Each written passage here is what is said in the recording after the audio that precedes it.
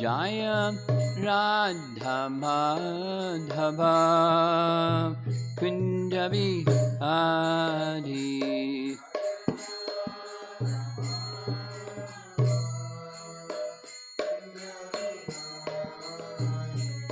Gopijana Vallabha Girivara Dhari. Gopijana Vallabha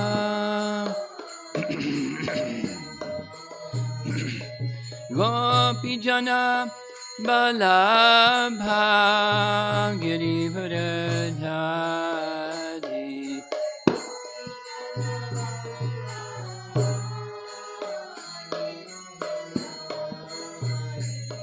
Yasodhanandana Brajajanadanjana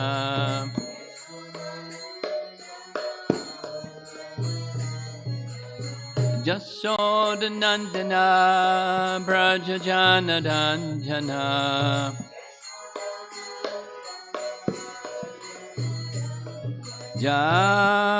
Jamunatira Vanachari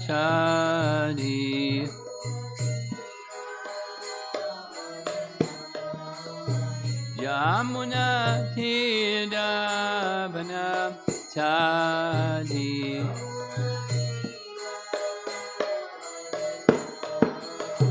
Jaya Radha Madhava Kunja Bihari.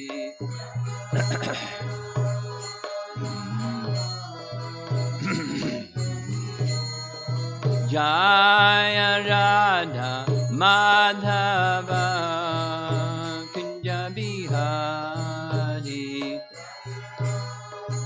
Madhava Kunja Bihari.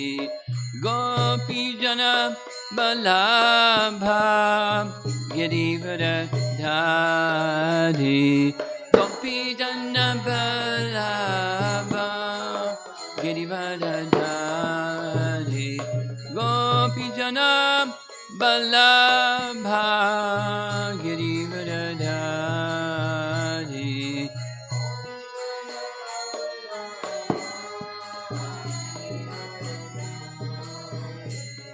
Yasodhanandana Brajajanadanjana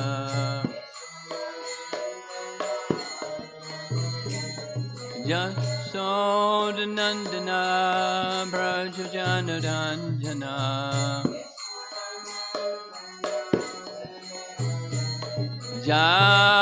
Jamanatira Vanachari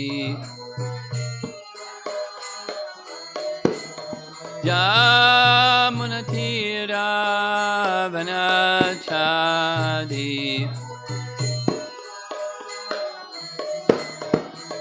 Jaya Radha Madhava Kunja Bihari.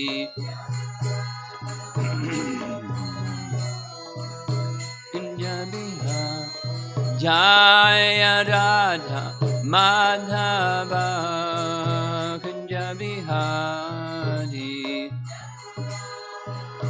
Madhava Kunja Bihari. Jaya Vishnupad Paramahansa Parivajagacharya Astatara Satasri Srimad His Divine Grace A.C. Bhaktivedanta Swami Srila Prabhupada Ki Ananta Koti Vaishnavarinda Ki Gaur Premanandi.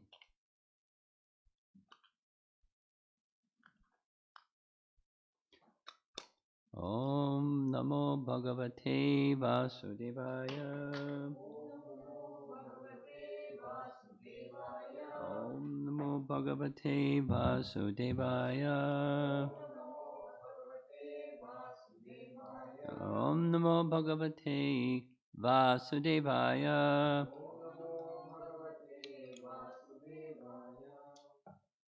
You have a Bhagavad Gita? Could I have one?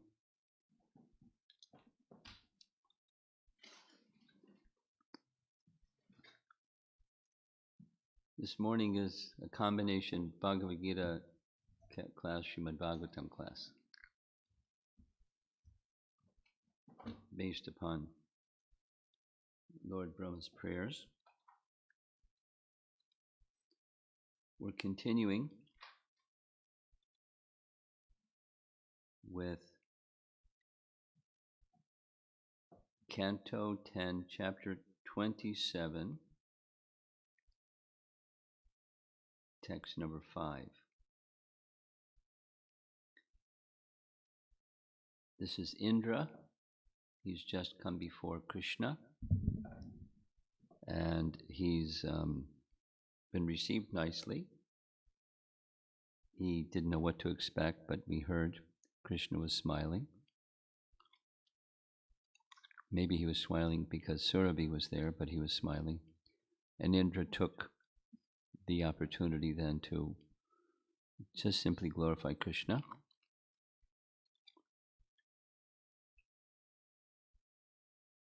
In the previous verse, we heard, it's going to be repeated in this verse, so Krishna is beyond modes of nature, he's in this transcendental position.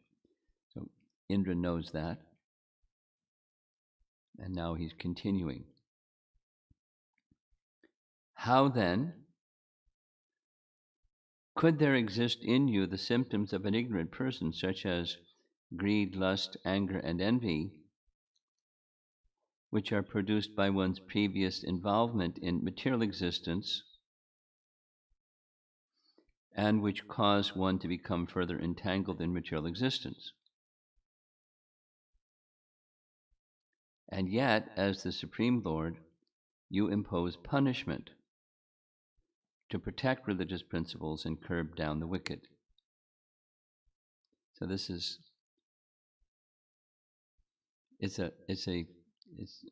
philosophical.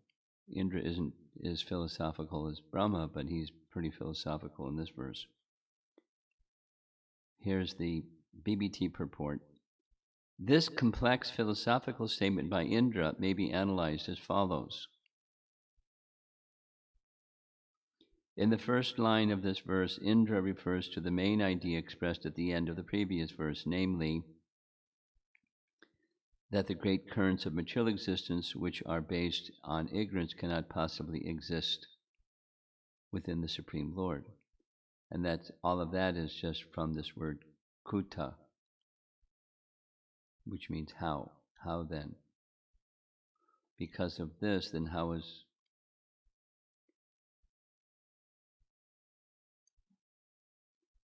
the words tad, detava, tad detava, and tat krita indicate that something causes the modes of nature to manifest, and that they, that is the modes, in turn become the cause of that which caused them. Huh? Do that again, please. Okay. In the first line, the commentary here, the first paragraph of the commentary,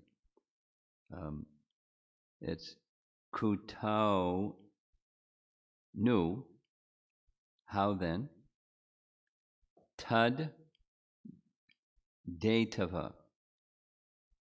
Tad, it means that, but the that, in this case, it refers to the existence of the material body. That's in the word for word. The existence of the material body causes certain things. And those things that are caused by the material body, those things that cause the material body, are caused by the material body, are the cause of the material body.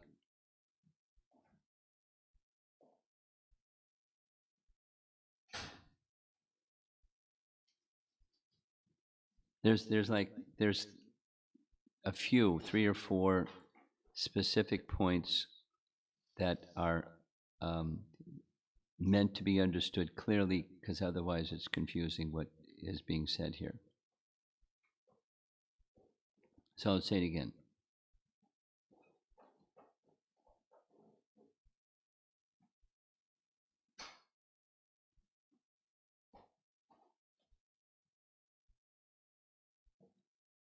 Tad hetava. Hetava means cause. Hetu. Hetava. Tad hetu.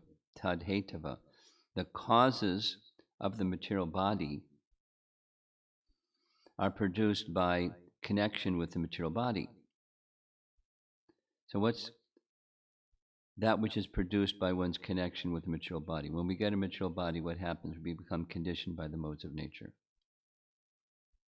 And the particular body that we get is due to the modes of material nature, that we've been influenced by karma and guna, so we get a particular body. There's going to be an example in the purport, but before the example, let's just understand the principle. It seems to be a contradiction, but it's not. It seems to be circular reasoning, but it's not. It's perplexing, but here's the attempt is to unpack what he's saying. The existence of the material body has causes. Guna and karma, right? Bhagavad Gita, guna and karma. Based upon guna and karma, we get a body.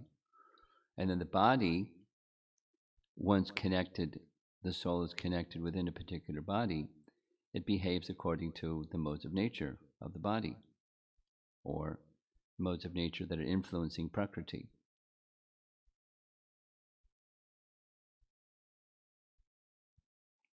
And then, so I'll read the translation again. I'll go through it slowly because it's a little tricky. How then could there exist in you the symptoms of an ignorant person, such as greed, lust, anger, and envy? That's the second line, which are produced by one's previous involvement in material existence, and which cause one to become further entangled in material existence. So that's the next line. The second line of this verse, we find that it is material feelings, such as greed, lust, envy, and anger, that cause the modes of nature to manifest. And that's the material feelings are themselves caused by the modes of nature.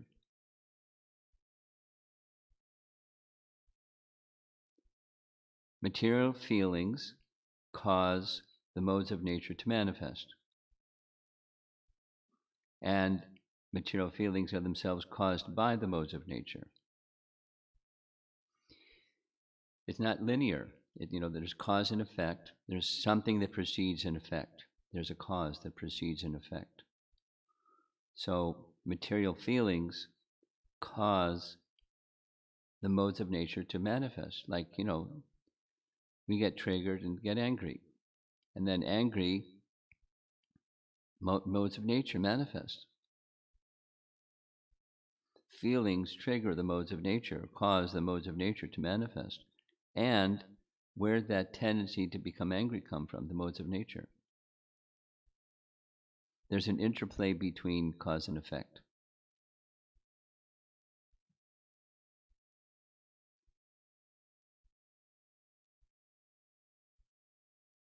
So let's go back. We'll do it again slowly.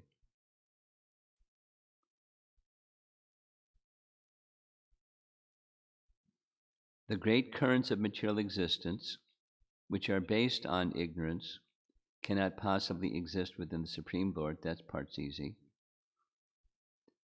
The words tad, hetava, it means the causes of the existence of the material body, and tat krita, that which is produced by one's connection with the material body, indicate that something causes the modes of nature to manifest, and that they, the modes, in turn become the cause of that which caused them. That a key to understand the way this is being presented. So there's cause and effect, but language is the body and the modes of nature that influence the body. They're used interchangeably. That's the message. Say it again. The modes of nature, prakriti, material nature, is the carrying instrument or entity for the modes of nature. Prakriti has different modes. Prakriti is moved by different modes. So when we say prakriti, we mean it implies the modes of nature. And the modes of nature cause a body. When a living entity moves from one situation to the next situation, in this life or from this life to the next life, the modes of nature are determining change of body.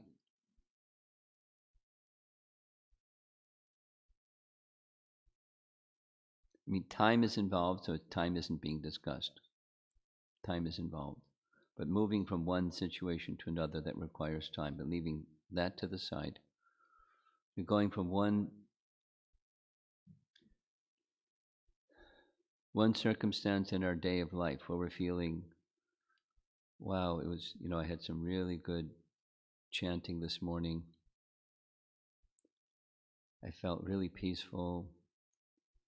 And I'm going to go to the kitchen and make some nice items to offer to Krishna. And that, so the morning goes one mode. And then something happens. And there's another mode.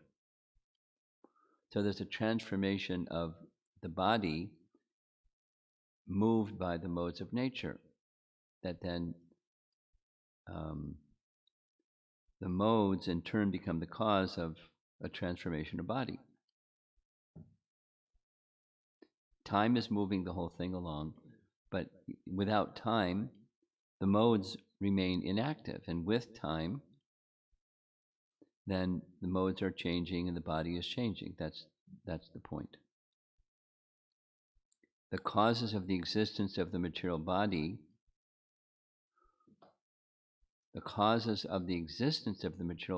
then now we have a body, and the body then conditions us. The connection that we have with the body then conditions us by that influence of the modes of nature. It's a prison.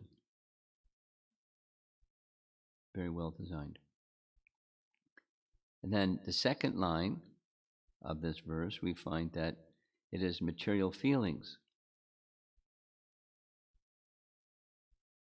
that cause the modes of nature to manifest, and that those material feelings are themselves caused by the modes of nature. So the body is caused by the modes, and the effect, the body causes the modes, or carries the modes. And then the next line, material feelings, such as greed, lust, envy, and anger, material feelings that cause the modes of nature to manifest is those very same material feelings that are caused by the modes of nature. There's an interplay between cause and effect.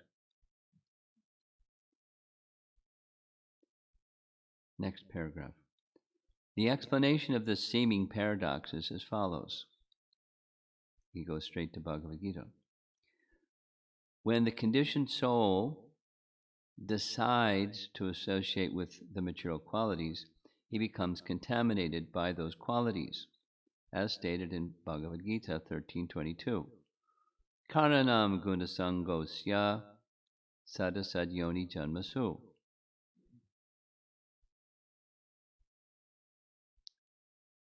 I'll read the translation. Karanam gunasanga,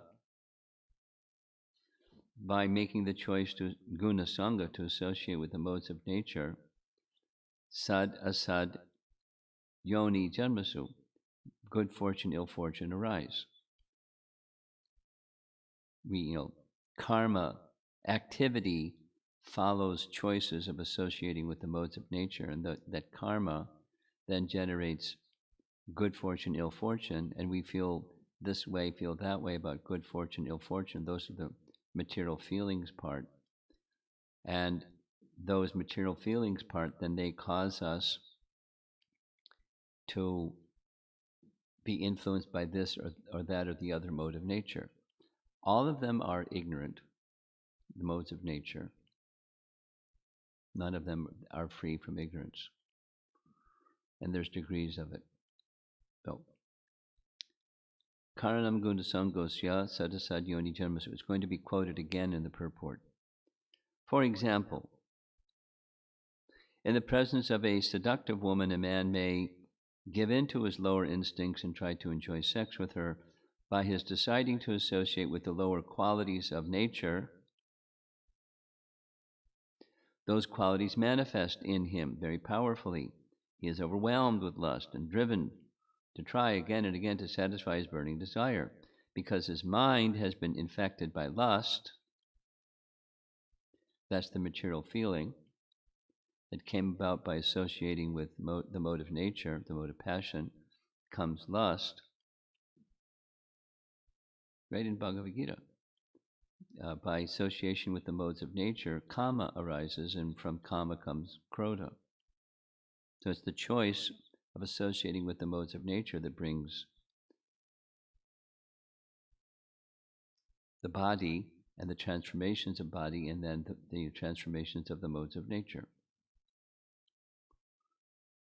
Because his mind has been infected by lust, all that he does, thinks, and speaks will be influenced by his strong attachment to sex, or whatever it is that one is attached to. In other words, by choosing to associate with the lusty qualities of nature, he has caused them to powerfully manifest within himself, and eventually those lusty qualities themselves will cause him to accept another material body suitable for affairs governed by those qualities. Now, it doesn't mention, but I will, Bhagavad Gita chapter 15, texts 8 and 9. And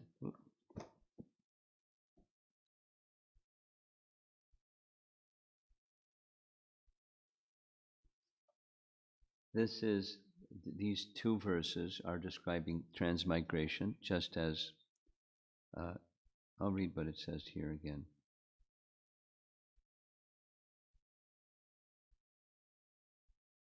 Okay. By choosing to associate with the lusty qualities of nature, or whatever qualities of nature, he, the living entity, has caused them to powerfully manifest within himself, that's the body, and eventually those lusty qualities themselves will cause him to accept another material body, suitable for affairs governed by those qualities.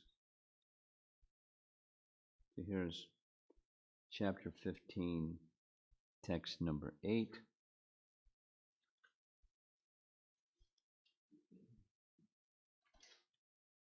The living entity in the material world carries his different conceptions of life from one body to another, as the air carries aromas. Thus he takes one kind of body and again quits it to take another. Text 9. The living entity, thus taking another gross body, obtains a certain type of senses: ear, eye, tongue, nose, and sense of touch, which are grouped about the mind. He thus enjoys a particular set of sense objects, which is similar to the same idea mentioned in 322 Bhagavad Gita. I guess we could read that purport. It gets mentioned again in this purport. Paragraph.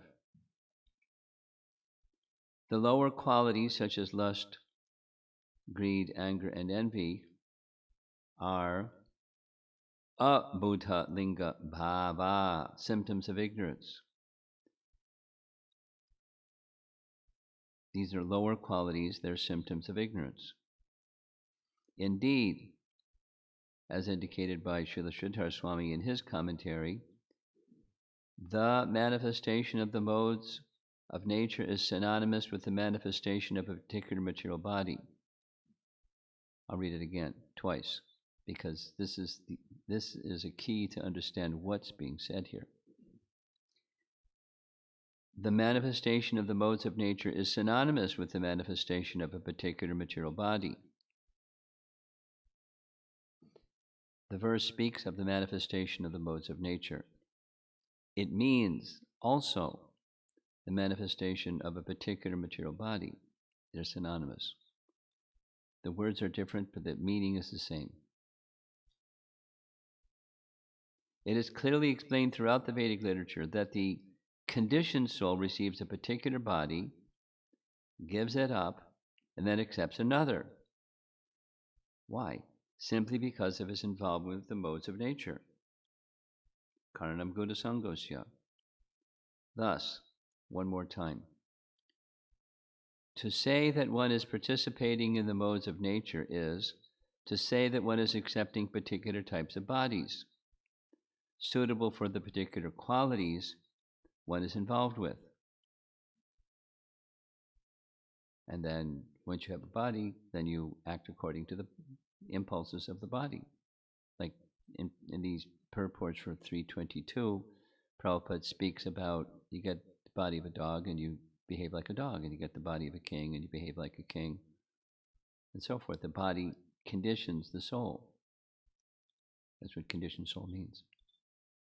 We're conditioned by the modes, or we're conditioned by the body, which is conditioned by the modes. And having a particular body, we behave according to the body we have. And if you, what's the path out? There isn't a path out without transcendence, transcending the modes, because otherwise it's just perpetual. Living entity going from one in this lifetime and then to the next lifetime to the next lifetime because of the modes of nature conditioning, prakriti conditioning the soul. I'm going to read again 15, 8, and 9. The living entity in this material world carries his different conceptions of life from one body to another, as the air carries aromas. Thus he takes one kind of body and again quits it to take another. The living entity, thus taking another gross body, obtains a certain type of ear, eye, tongue, nose, and sense of touch, which are grouped about the mind. He thus enjoys a particular set of sense objects. So this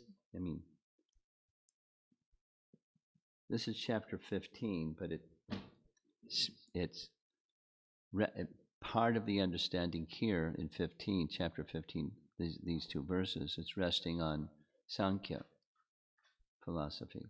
Senses, sense objects, the mind, how they're situated, and the living entity is being carried by them. Or the commentary of our acharyas on these verses say the soul carries the senses, the subtle senses, not the gross ones.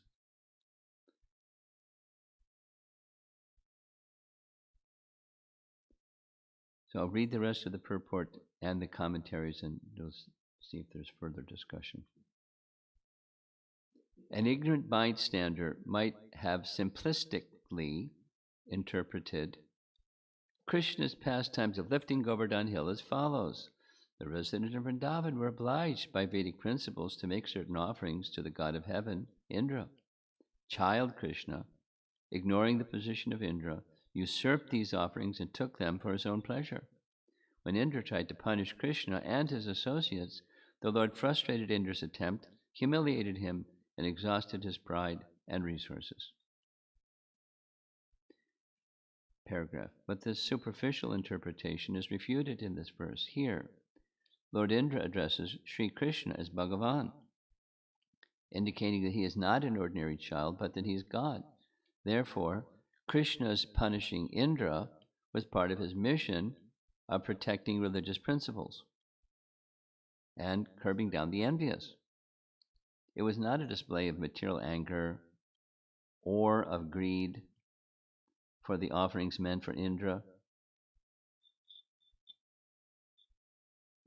Sri Krishna is pure spiritual existence, and his simple, sublime desire is to engage all living beings in the perfect, blissful life of Krishna consciousness.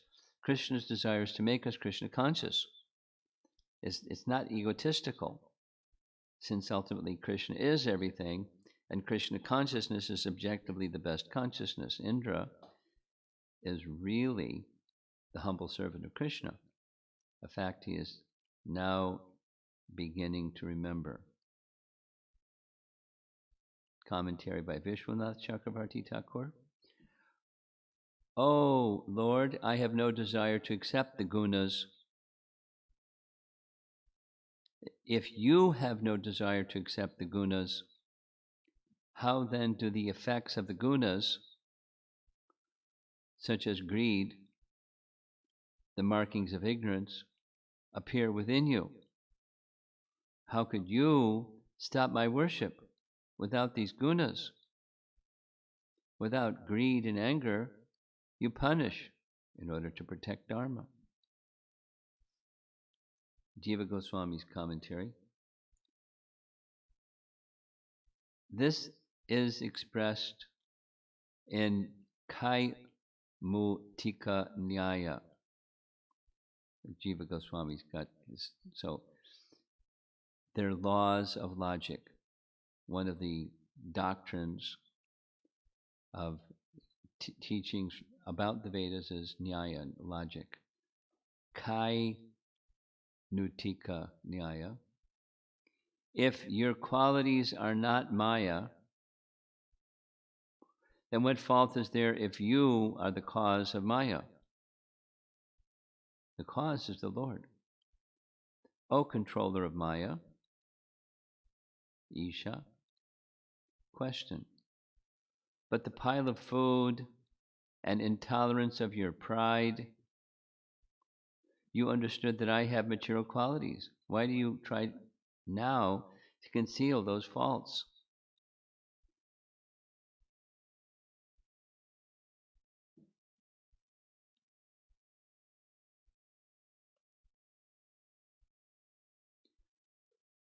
Qualities like greed for food, which has been given by devotees, qualities which show the greatness of devotees, and bhakti are produced by you.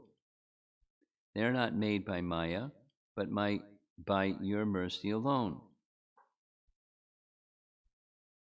And he quotes a Sanskrit verse, Bhagavad Gita, Patram Pushpam Palam Toyam, that verse, Bhagavad Gita 9:26. I accept that which is offered in devotion from the genuine devotee, having pure body and mind, who gives just a leaf, flower, fruit, or water. Quote, one who can accept that greed, since it gives joy to the devotee and suffering to others, but anger gives suffering to a person since he will get punished. Can this also be mercy? Answer, destroying the wicked in order to protect the devotees is mercy, for because of that punishment the wicked begin to follow Dharma and then become happy. That also is only mercy. The Lord performs punishment. Though Krishna was present, Indra speaks as if he were absent by addressing him as Bhagavan out of fear and respect.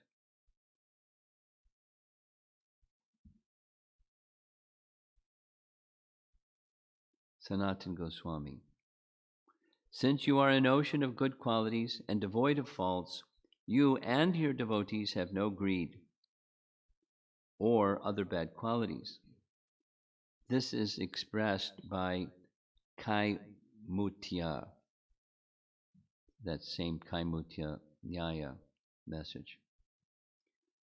What's that?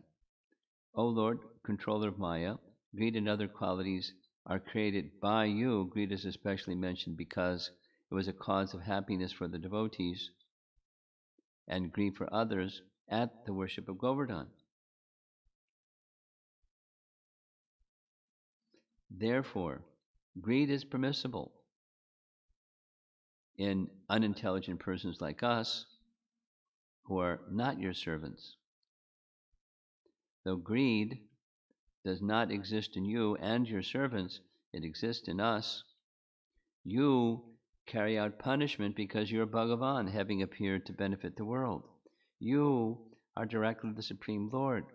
Bhagavan carries out punishment. Indra does not directly address the Lord as you out of fear and respect.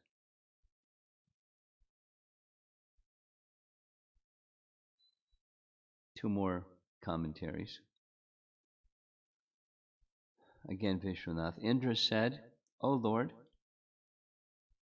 if you have no desire to accept the modes of nature, how do these effects, such as greed and anger, appear within you? How could you stop my worship without the influence of the modes of nature? And without showing greed and anger, how could you punish the wicked to protect the principles of religion? And again, Jiva Goswami, O controlling Lord, where is the fault if you are the cause of Maya? The greed and other qualities seen in devotees are created by you. The Lord punishes in order to protect Dharma and chastise the wicked. So those are a little perplexing, isn't it? What's going on here?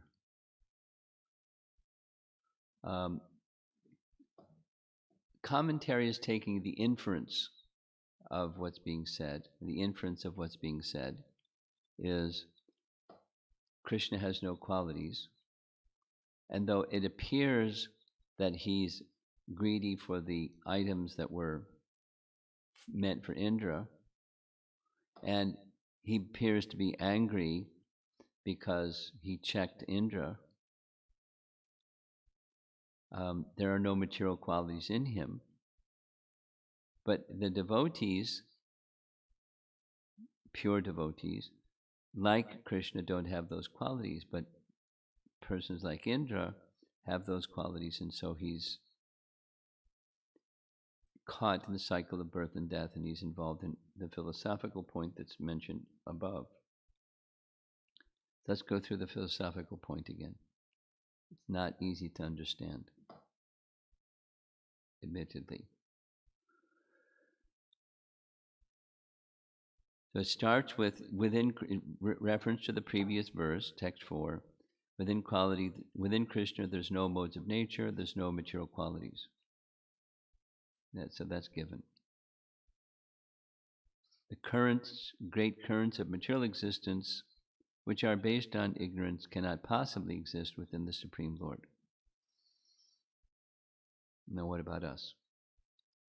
So those of us that have a material body, there's some cause. Modes of nature and karma cause material bodies. And then once we have a material body, that connection with the material body produces the modes, or behaviors that are influenced by the modes. Something caused the modes to manifest, and they, once you have a body, in turn cause more of the same. Anger, fear, lust, greed, etc. And then, not in contrast, but furthering the same point, there are material feelings, greed, lust, envy, etc., that cause the modes to manifest. You know, when you get angry, the modes get inflamed. So which comes first? The modes getting inflamed or your anger? Maybe the modes inflame your anger, or the anger inflames the modes. But there's a mutual influence back and forth. And it's by having a body that's simultaneous, that this mystery in part is solved by Swami. The manifestation of the modes of nature is synonymous with the manifestation of a particular material body. I mean, it's not just so one is one the cause and the other is the effect, or vice versa, or are they synonymous? So he's saying they're synonymous. Without this, you don't have that. Without that, you don't have this. So Indra is in the conditioned soul category, and he's honoring the Supreme Lord who is not. But since everything comes from him, then how can the modes and material emotions or material feelings come into existence? They have to have existence within the source of everything, who is Krishna. I mean, why do bad things happen? That question. Or why do bad things happen with good people? Why did God create a world in which bad things happen? There are different ways of asking the same thing. And so who's responsible? God's responsible because he created it, right? But he is just reciprocating with the desires of the entity. The desire of the living entity is they want to associate with a particular mode of nature, and that's seen by them as enjoyment. And by that association, they get a body, and they do foolish things, and they get consequences for the foolishness. So ignorance is, way up there. At the very, very beginning of creation, ignorance is there. Darkness, ignorance is there. The whole cloud of material energy it's dark. It's ignorance. And then comes modes of nature that are all influenced by that. So then feelings are induced by the modes of nature, and the modes of nature induce feelings, more feelings. So you're getting these two pictures. How does conditioned life go on? And Krishna is beyond conditioned life. The previous verse said he's beyond the modes of nature, beyond any bad influences. And then the contrast is, I, different than you, I'm not the same as you. I'm influenced. And I'm influenced in these ways. And the modes of nature get flared up. And that's what happened. But you're not influenced by that. Even I did some bad stuff. You're not all negative towards me. You're in this you maintain your transcendental position because you're not influenced by these feelings. You don't have a material body like I do. You're not influenced by these feelings. You're not influenced by the modes of nature. You're not influenced by having a material body because you don't have a material body. You're in this transcendental position, and I'm over here. And so, as the Supreme Lord, although you're in this transcendental place, you impose punishment to protect religious principles and to curb down the wicked. So he's anticipating he's going to get punished because he did some bad stuff.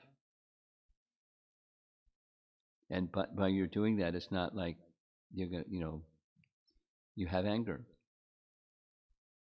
It's for my benefit. He's expecting punishment. He did a really bad thing. Now Krishna is smiling, so he doesn't indicate it's going to be too severe, but he's expecting punishment.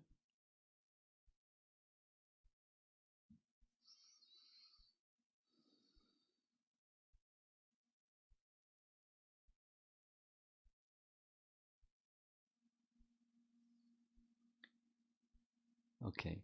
This perplexing verse is now, we discussed it a bit. It's 18 minutes after the hour. Let's see if we can have some intelligible discussion. Any thoughts or comments? The portable mic isn't working? It's not working. Went to sleep? The adapter is not getting the power. Something happened to the adapter. So you're going to fix it? Getting it. Yeah. Or get another one or something. Okay, you try. Good. Go ahead. Hare Krishna Maharaj. I don't know whether it is a question or I'm just trying to explain my understanding. In the third chapter of Bhagavad Gita, I see a connection with this, where the fourth or fifth shloka, Krishna says, Nahi kaschit kshanamapi jatutishtatya karmakrit karyate hi avashak karma sarvah prakriti jair gunaihi. So he says that one has to act helplessly because of the influence of the modes of material nature. So it seems like the material modes of nature act upon the person. Yes. And it is so overwhelming, he has to react to that. So when mode of passion is acting, so I have to react to that because it's so powerful. So I helplessly react, and which I increase the mode of passion again, which again backs up and adds to my baggage and influences me again and again. Yes. And it's connected, as you're saying, yes. Yes. And then the only way out of it is Devi Esha Gunamayi Mama Maya Duratyaya Mame Vaye Prabhadyante. Is that the only way to? Yeah. And there's details about the surrender, but the principle is yes, that's the way out. Connecting with Krishna takes one beyond that compelling force. And in every situation, Guru Maharaj, it's very difficult to take the correct action when the modes act. So how can we be focused to take the correct action in at least most of the situations? Well, I cannot say the short answer is that by becoming cleansed through the sadhana bhakti process, that which impels us into mindless acts can be minimized, and some clarity, some light, so we can make the right choices instead of impelled by the modes of nature. The cleansing process is required. That which connects us to Krishna, the shelter of Krishna, that's the sadhana method. That's the how-to.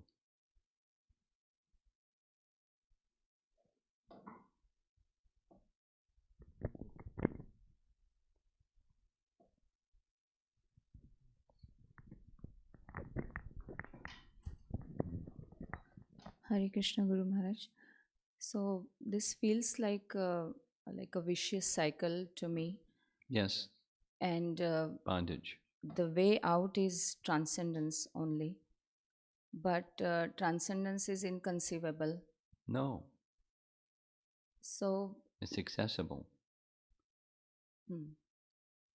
So by doing proper sadhana and by doing all the elements of devotional service, like preparing food for Krishna, offering, having that food, so is it like I am constantly in contact with Krishna? That's what is Yes. purifying us? Yes, that's right. And also I'm curious to know, like, what is the science behind like remembering Krishna? What happens if we remember Krishna moment to moment? What happens if? Yeah. How does it work? Like, how does it work? That those are two questions. Yeah, it's a different question, Maharaj. So for the first question, I got the answer. Like you said, yes, this is so we are in contact with Krishna all the time. And my second question is like, what happens if we remember? Like it is an instruction to us, remember Krishna. as much as possible, constantly remember Krishna. So I'm curious to know how it impacts our consciousness by remembering Krishna. Well, in short, coverings become removed. And what this 15:8 verse that we read, the covering is subtle in the subtle mind, and those coverings, called conceptions of life, but the other commentaries say the modes of nature, they cover our consciousness. Clouds cover the light of the sun, involvement in the modes of nature and the conceptions that influence those coverings, the mind and senses, this meaning the subtle senses, that becomes purified by the bhakti process. And when it becomes purified, then you can see the sun when the clouds are gone. The sun is always there, but you can't see the sun right today because there's lots of clouds. But when the clouds part and they're gone, then you can see the sun. So when the mind becomes similarly, when the mind becomes cleansed, that is, the modes that are influencing them presently it's gone, then pure consciousness can be your experience instead of covered consciousness. And mind is very important in this process. So thus think of Krishna.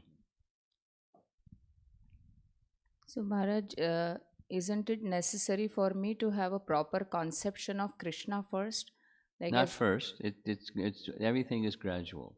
The conception is gradual. Don't think that you can't go anywhere until you have a proper conception.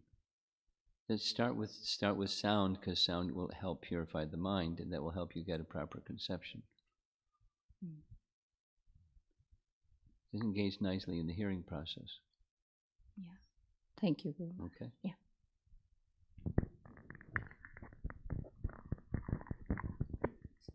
Maharaj, online questions from Srinath Prabhu.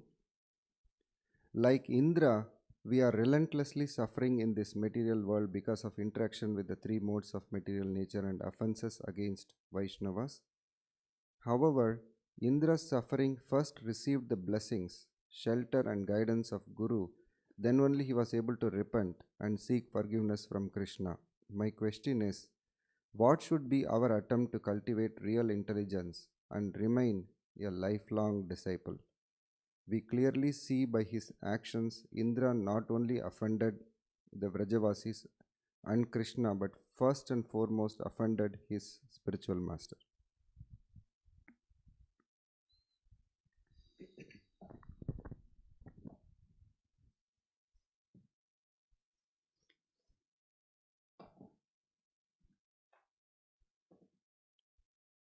His question is curious, because in the whole Leela, Brihaspati is not even mentioned. But perhaps by his question it's implicit that Brihaspati first and foremost was offended. That is to say, when you do something against Krishna, it's offensive to Guru. But his language of the question is interesting. First and foremost.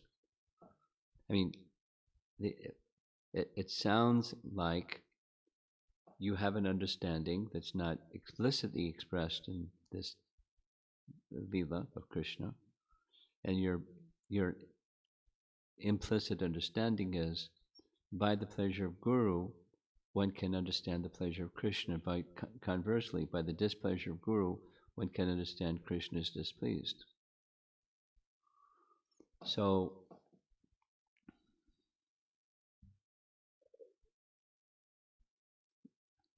I mean, you're within the question itself is the answer to your question. It's implicit. It's part of our. If you want to please Krishna, you must please Guru. One who the Adi Purana quote. Krishna says to Uddhava, one who claims to be my devotee is not my devotee. One who's the devotee of my devotee, that's my devotee.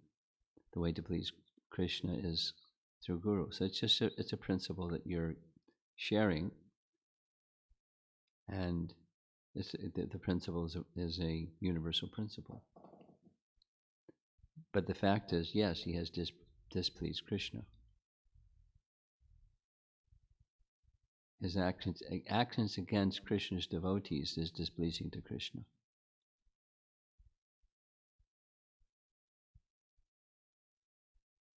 Next.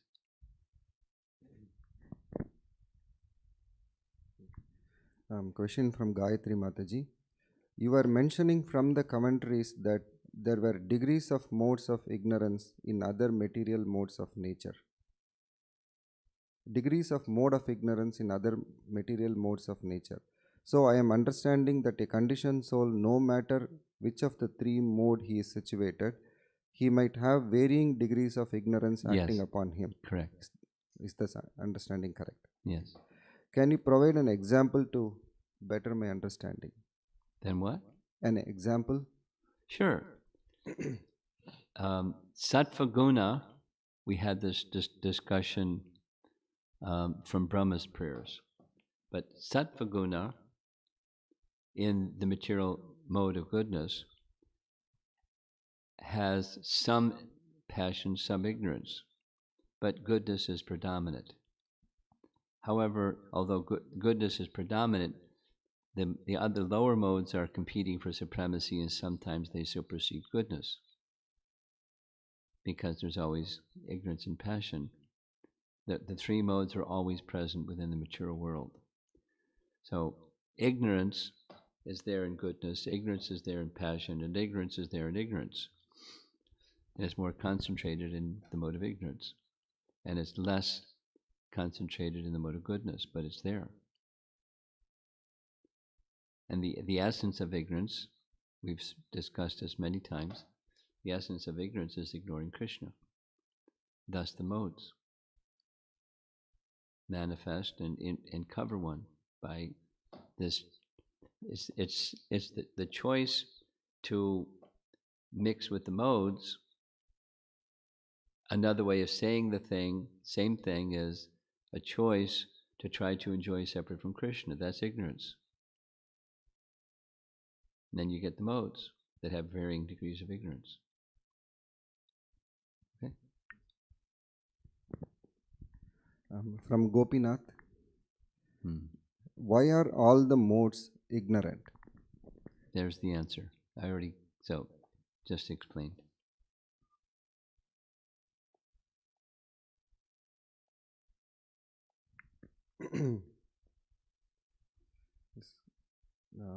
Question from Gaur Sundar Prabhu. Modes of nature, many times we experience different modes acting between our gross and subtle body. For example, lower modes in subtle body at the same time gross body. And that's all I have. You have more there?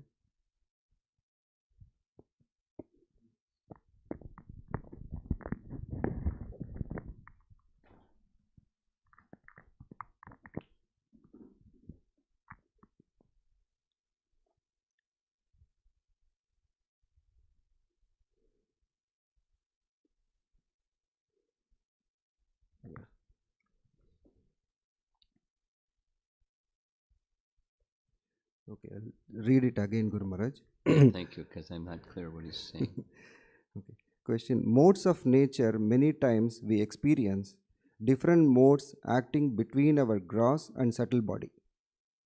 For example, lower modes in subtle body at the same time gross body, trying to suppress lower modes because we are in an atmosphere of goodness. Only in rare circumstances we overcome the lower modes. Mostly we hang on to the lower modes. It appears modes of nature are multi-layered within us, trying to gain supremacy. Isn't modes of nature very deep-rooted and devastating? Just read the last sentence again. Isn't modes of nature very deep rooted and devastating? Yeah. We're under the grip.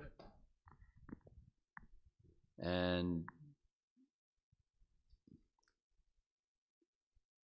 Daivihi Eshu Gunamai Mamamaya Duratiya. So that's this material nature, same point. Material nature, Prakriti, means the modes. We're under the influence of material nature, Prakriti, the modes. And it has a tight grip. And it's acting on all levels. Intelligence also. Means right in Bhagavad Gita. Intelligence and happiness and the modes of nature got us covered. All levels. A question from Atulya Mataji. My question is that while we have these material feelings, as we progress in devotional service, will these go away, or we will develop immunity towards anger, greed, etc., or should we watch and work on them, or probably all of them? How to protect my devotional service from getting affected by these feelings?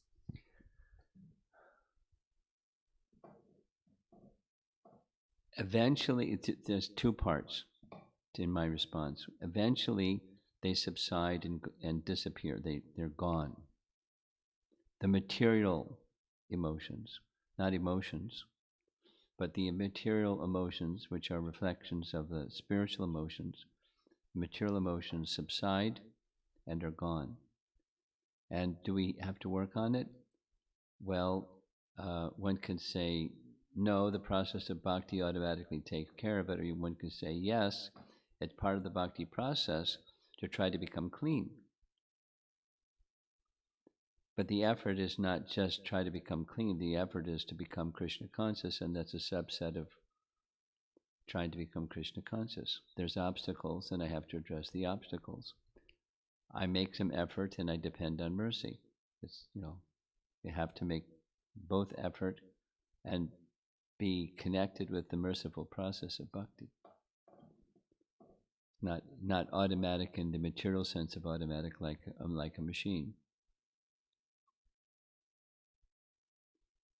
So strive to be attentive and very involved, very consciously involved with your sadhana activities, and depend on Krishna's mercy. Call out for Krishna's mercy. So both.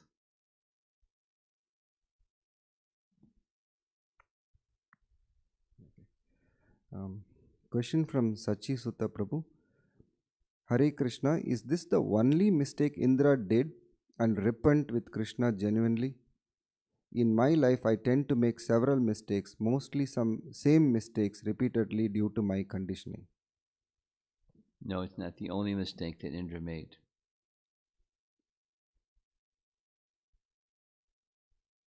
He's influenced in those ways, as are we. His condition is not as elevated. I mean, his condition is far more elevated than our condition. But that also means when he makes mistakes, they're like shocking, the mistakes he makes. From Radha Vallabh Prabhu. Srila Prabhupada states that Lord has sublime desire to engage all living entities. The Lord has what? Sublime desire. Sublime desire. Sublime desire to engage all living entities in perfect Krishna consciousness.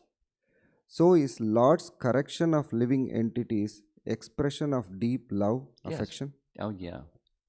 That you just expressed one of the main points in this verse and the commentary of this verse.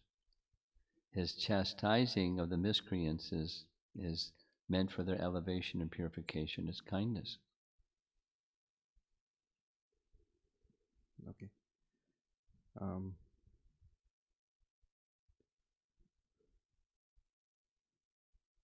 With reference to our initial discussion on modes of nature, body seems to be acting like interface between modes of material nature and soul. Is that understanding correct? Ramasharan Prabhu. No.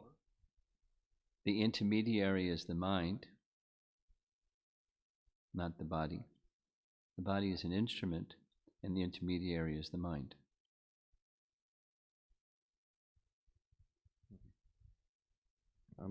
That question from Sachisuta Prabhu, it continues.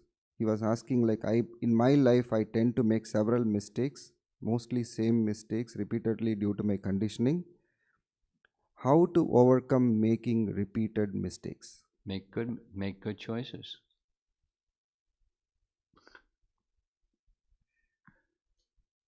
We get, intelligence from Krishna, and we confirmed in scripture, and you follow, and then you make choices that are pursuant of the indications of scripture and sadhu and shastra.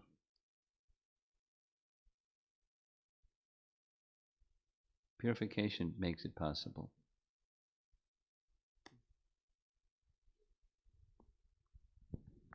Question from Radhika Priya. Why Krishna created the modes of material nature in the first place? And why did he bind us? Well, why creation? Because we wanted. That's why.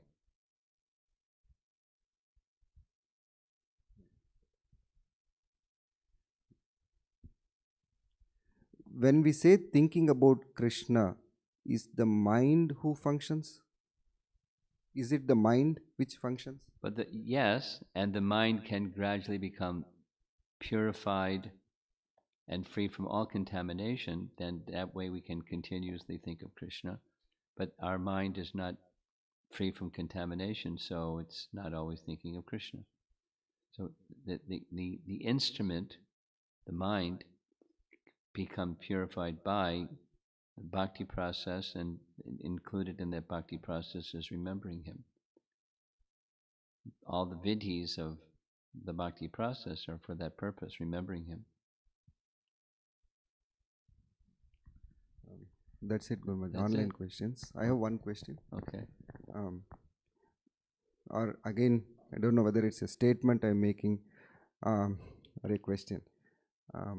So when we act in transcendence, say we are performing our sadhana, it is beyond the modes. The sadhana is our consciousness may not be. Okay. Okay. So Does that answer your question? no, Gurmaj. Suppose No. say it's a sincere sadhana. Okay. And so during the period of the sadhana, it is purification. And during the period of when we are performing the sadhana, Yeah. like chanting and Yeah. hearing, it purifies Yes. the consciousness. And later during the day, there may be a lot of contamination because Whatever. Yeah. due to the inexperience and so can we say that the purification is more potent and more powerful than the contamination, that eventually we get more purified to act properly? Provided we don't make offense, yes. Because that's another problem. Offense meaning Vaishnava? Yeah, well, offense, the 10 offenses against the holy name, for example, don't make offense. And then what you said is yes, provided we don't make offense. Small thing. Thank you. I just wanted to hear about, like in Bhagavad Gita, Prabhupada mentions the term Jivan Mukta. So the people in this lifetime, in this body also, they are on like such a platform that they are just Jivan Muktas. So I just wanted What's your question? I wanted to hear about those, like what are their activities and how they. Devotional service without mix of the modes of nature, without selfishness. That's the Jivan Mukta. Right, Maharaj. So it's like beyond conceivable potency that how without modes of nature, still living in this material world. They're influenced by the internal potency instead of the external potency. All the time. That's what Jivan Mukta means. Mm-hmm. Yes, ma'am. Okay. Thank you. Prabhupada ki jai.